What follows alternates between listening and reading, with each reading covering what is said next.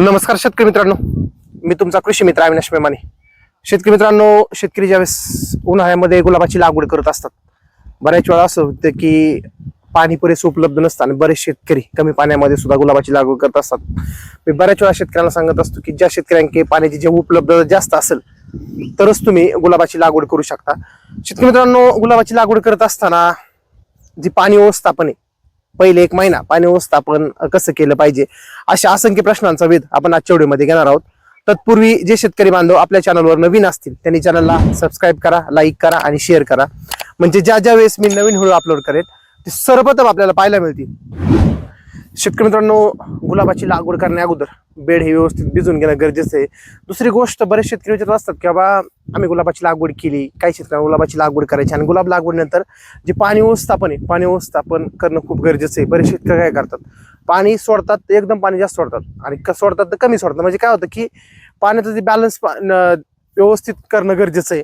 ज्यावेळेस तुम्ही गुलाबामध्ये 2 लॅटरलचा वापर करताय, शेतकऱ्यांना माझ्यासमोर तुम्ही पाहू शकता की आपण गुलाबासाठी 2 लॅटरलचा वापर केलेला आहे. आता 2 लॅटरलचा वापर का करायचा, तर कमी वेळेमध्ये जास्त पाणी गुलाबाला गेलं पाहिजे. कारण का गुलाबाची जी मुळी वरच्या कक्षेमध्ये असते आणि मुळी ही जास्त 2 ते 2.5 महिने जास्त मुळी पांगत नाही बेडला. त्यामुळं आपण जर 2 लॅटरचा वापर केला तर कमी वेळेमध्ये जास्त पाणी जाईल आणि जास्त वेळ तुम्ही एकच नळी टाकली आणि जर पाणी जास्त त्याला गेलं तर मुळकूज होण्याचे चान्सेस जास्त असतात.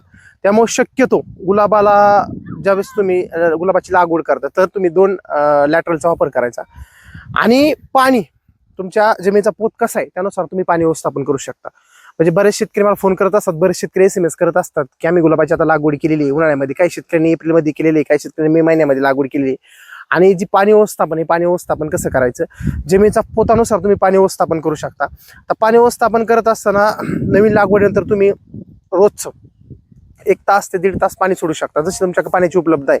काही शेतकऱ्यांकडे पाण्याची उपलब्धता जास्त असेल तर तुम्ही अगदी 1.5-2 तास सोडू शकता. जसं तुमचा जमिनीचा पोत आहे, तुमच्या जमिनीचं स्ट्रक्चर, जसं तुमच्या काहींची चिकट माती आहे, काहींची चोपण जमीन असते, म्हणजे जमिनीच्या पोतानुसार तुम्ही पाणी व्यवस्थापन गरजेचं आहे. पण जे जे जिथं झाड लावले, ड्रिपरमधून व्यवस्थित डिस्चार्ज पाण्याचं होतोय का, किंवा पाणी सोडत असताना शक्यतो सकाळी संध्याकाळी पाणी सोडा, उन्हाचं पाणी सोडू नका. कारण काय होतं की उन्हाळ्याचं जमीन तापलेली असते, तापलेल्या जमिनीवर तुम्ही पाणी सोडलं तर मुळ्याला शॉक लागण्याचा चान्सेस हातामध्ये जास्त असतो. त्यामुळं पाणी सोडत असताना शक्यतो सकाळी आणि संध्याकाळी सोडायचं. म्हणजे काय होतं की वातावरण थंड झालेलं असतं, जर तुम्ही उन्हाचं पाणी सोडलं गुलाबाला तर माती तापलेली असते, तापलेल्या मातीवर जर पाणी पडलं तर मुळीला शॉक लागत असतो. जसं किंवा तापलेल्या तव्यामध्ये जर तुम्ही पाणी टाकलं एकदम वाफ होती, तशीच तुमच्या जमिनीमध्ये पाणी तुमच्या जमिनीवर पडतं आणि जी वाफ होते तुमच्या मुळ्याला शॉक लागतो. मुळी शॉक लागतो, तुमची मुळी व्यवस्थित न्यूट्रिएंट अपटेक करत नाही. त्यामुळे शक्यतो पाणी सकाळी आणि संध्याकाळी सोडायचं.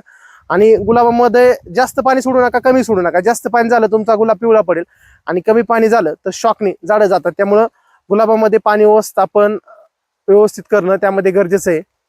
धन्यवाद.